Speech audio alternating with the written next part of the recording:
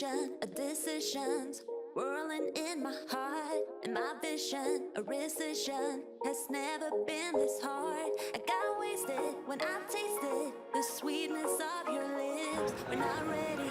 Oh no, Mom's calling me. Do not answer that phone call. I feel like I have to. Hello?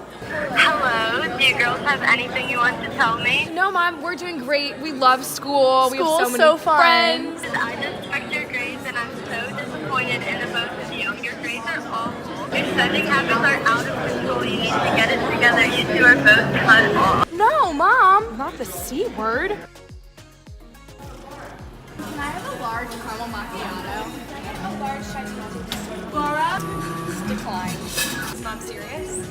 So embarrassing.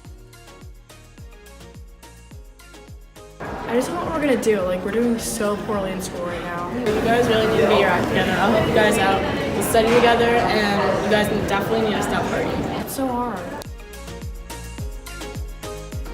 The question of obsession has never been this close. And the matter if I'd rather just lock myself indoors. Unrighteous